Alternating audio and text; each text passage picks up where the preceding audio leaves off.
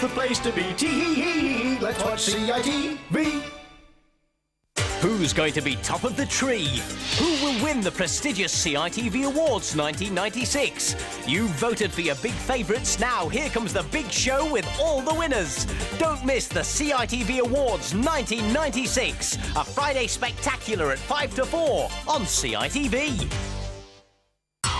Well, here's definitely a good bet for an award. Carol, Gareth and Fred present, for the last time in 1996, How To.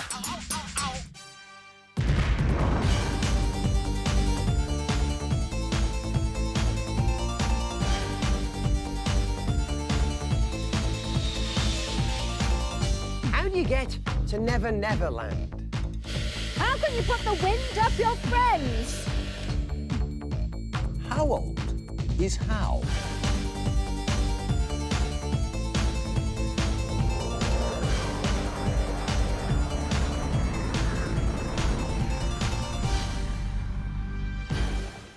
How? How can 5 and 3 make 4? Huh? Well, as head of maths, if you're talking about addition, Fred, 5 and 3 makes 8. You would think so, wouldn't you? Ah, yes, but I'm head of logic. Are you? And so 5 and 3 is... It's 11, 4, 9. Could be here a long time. It is a mathematical how, which of course is why I'm doing it. Here's my problem. I want to make a rice pudding. It has got to have exactly 4 units of milk. My problem is I have 2 jugs, one which will take 5 units, the other which will take 3. Ooh. How am I to measure exactly 4 units? Tricky, then. Shall I show you how? Yes. Right, watch me very closely. Okay, the 5 unit jug goes in there. Yeah. Right to the top? Right to the very top. OK. And you tip that into the 3 unit Right to the top? jug. Right to the very top, OK. OK, yeah. And then you tip that back in there. Yes. So what am I left with in the 5? 5 minus 3 is, Gareth? 2. 2 units OK. left. The 2 units go in the 3 unit Yes. jug. OK.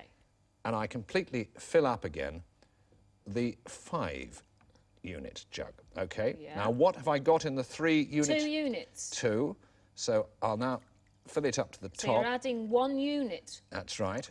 So I've taken 1 out of the 5 unit. 5 minus 1 equals... Is 4. And that's how 5 and 3 make 4. Great logic, but where's me rice pudding? How old is plastic surgery? Carol, you don't need it, do you? How old do you reckon plastic surgery is? Oh, so nice. I'd say it was around about the time the movie started, maybe up to 100 years ago. No. Fred, you must have had a nip and tuck over the years. Any guesses? Oh, boy. It's an American thing, late 60s. Actually, you're both horribly wrong, because over 2,000 years ago, doctors in India were performing amazing feats of surgery, which included plastic surgery. You see, at that time, certain crimes were punishable by having either your ear or your nose cut off. So there was a large market at the time for rebuilding noses. And a doctor called Sushruta developed a number of surgical techniques which would allow you to rebuild your nose. This is what he would do.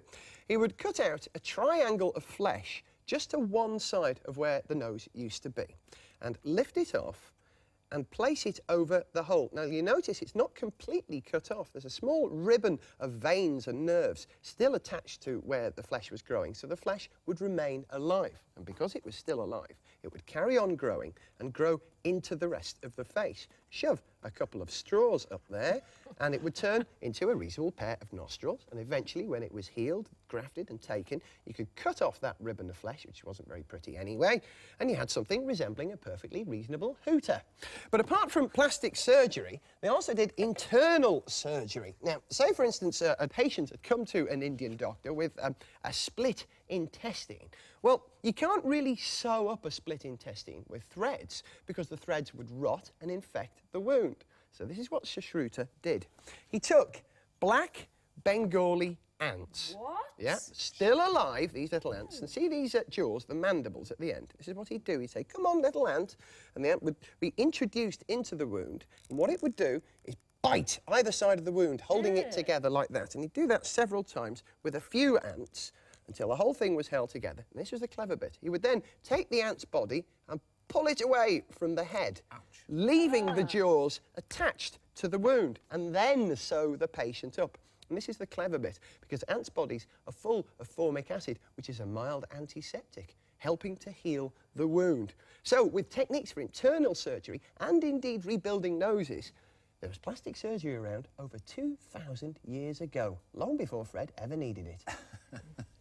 How can I pick the pick of the crop without actually picking it? Well, the crop I'm talking about is the cranberry crop. Now, of course, we're coming up to Christmas time, all of us eating turkey. What do we have with turkey? Cranberry sauce, cranberry jelly. Exactly.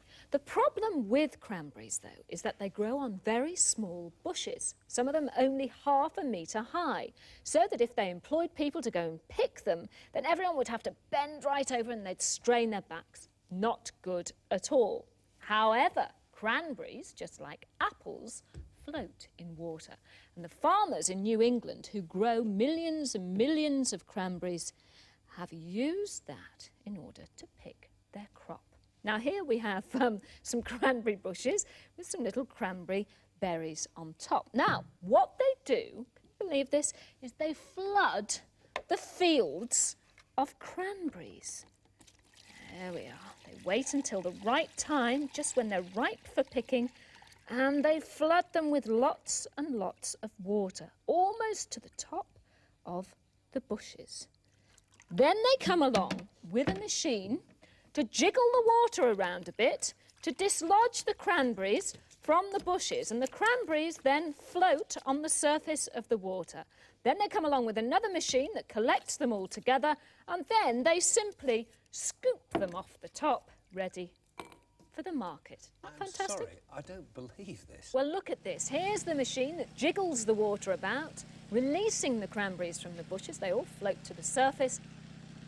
And here comes the next machine, and that's collecting them all together. And finally, as I said, they're all scooped off the surface and sent off to market.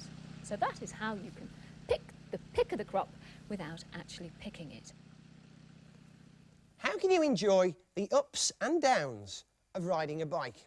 Cycling is great fun. Well, going downhill's fun, going uphill is slightly harder work. But the bike is driven by the rotary motion. The pedals go round, that drives the back wheel round. Let me show you a device which doesn't go round and round, it goes up and down. The humble pogo stick. Amazing fun, but really not very good over long distances. Let me show you this. This is a machine which combines the up and down and round motion.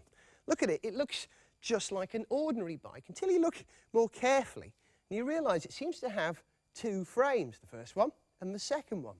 And if you look at it head on, you'll realise that the pedals are opposite each other as opposed to being one at the top and one at the bottom. So how on earth can you drive this bike round? Well, the answer is this second frame. The second frame at the bottom connects with the crank, and that crank is driven by the weight of the rider on the seat. Does it work? Well, actually it works quite well. You see, this is very efficient because you're actually using gravity to propel the bike forward. My weight on the seat pushes down as the pedals come up, pedals go down, seats go down, pedals go down, seats go down. You get kind of funny looks from people as you're riding around on a bike like this. But I'll tell you what, it's definitely good fun. And that's how you can enjoy the downs and the ups of riding a bike. That's how. Now, how can you put the wind up your friends? Gareth, welcome back. Ah, Gareth, there you are. Lovely to see you. Glad Take you a could seat. rejoin us again. We have missed you. Yes. Yeah, please, take a seat. Suspiciously friendly. Sit down, old boy. News. Every time. Terribly sorry. What was that? A whoopee cushion, actually. Fell for it. Yes, an old but still funny joke. The only problem with a whoopee cushion is that it only works once, because Yes. then you have to blow it up again. They're really hard to hide, and you are not in control of the timing.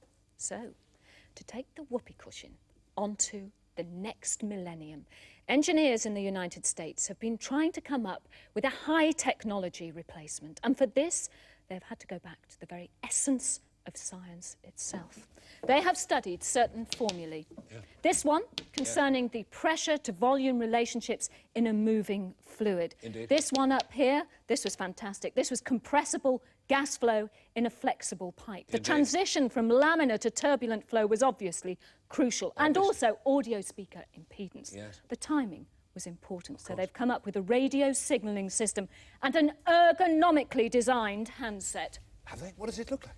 This is it, the remote-controlled whoopee cushion. Wow! Now, all you have to do is put it next to your friend, Fred, and then just press the button. Fred! And, of course, you can do it as often as you like. Fred! And you don't have to keep blowing it up. I do apologise. And that is how you can put the wind up your friends. Really, I'm most awfully sorry. If you feel you must have information on that, or indeed any of the other hows on today's programme, don't forget to record the data burst at the end of the programme, or visit our site on the World Wide Web. Now, how old is How? Well, this programme, we've been doing How to 7 series, so 7 years. And it don't seem a day too long. Little has changed. Carol's still out brainboxing every single one of us. Kind. Gareth's still either bumping or breaking everything he touches. But we wouldn't have him any other way, would we? No, we wouldn't, definitely. But How To, in fact, is a revival of a much older programme called How. And this is how it used to look.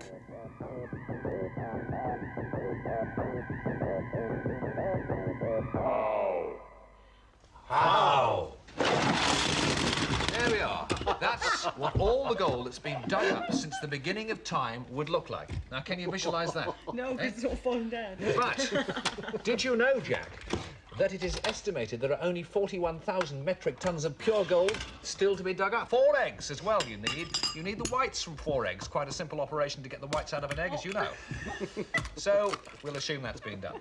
So, you've got the whites of 4 eggs. Very important, just to get the whites, nothing else. Beat them up into...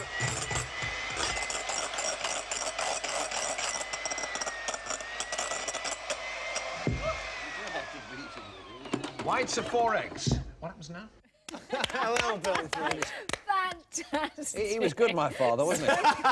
Things never change. You were so handsome. You still are. What are you going to No, say? you still are, you still are. I mean, that programme, How, began in 1966, which means in 1996 we are now 30 years old. And any birthday Happy celebration birthday. deserves a cake. And Well- hey, how about that? Indeed. And that's a stroke of luck. I've got a knife here as well. Isn't that And fortuitous? here's a little present especially for you, because, of course, we weren't on the original How. No, you and weren't even this born. says 30 years of magnificence. Thank you very much indeed. Well, I'll tell you what, I'll now cut the How birthday cake. And Gareth, it's the last item in the programme, so will you begin, please? All right then, Fred. How'd you get to Never Never Land? You mean like Peter Pan? Yeah. Yeah, well, the children had to think nice, magical thoughts. Yeah, that's one way of doing it. You see, about 100 years ago, a Victorian stage designer called George Kirby simplified and revolutionised one of the best stage special effects of the day. You see, when J.M. Barrie wrote the story of Peter Pan, he collaborated with George Kirby to make it appear as if the actors could actually fly on stage, and this is how he did it. He used a very simple device called a drum and shaft. It's normally used for lifting heavy weights with a little effort. For instance, my small furry friend here, who weighs 2 kilograms, can be lifted with just a 1 kilogram effort. So a 70 kilogram person could be lifted by a pull of just 35 kilograms. And with the use of very thin steel wires and making use of the pendulum effect, it was possible to make it appear as if Peter Pan and his pals could actually fly from one side of the stage to the other. These techniques ensured the success of Peter Pan on its opening night. Hello, I'm a little darling. My name is Peter Pan. I have just flown in from Never Never Land. Oh, you never have. No, I did. I'm looking for my shadow. I can't find it anywhere. Someone has cut it off, and I can't find Tinkerbell either. Tinkerbell, where are you, Tink? Oh. If you believe in fairies, clap your hands. Oh, yes, I believe in fairies, yes. Suppose you think that's funny, don't you? So with J.M. Barrie's vivid imagination and the engineering skills of George Kirby, that's how you get to Never Never Land. So, until How returns next year, that's the last How for now. I want to talk to you, mate. You'll have to catch me first. Come here.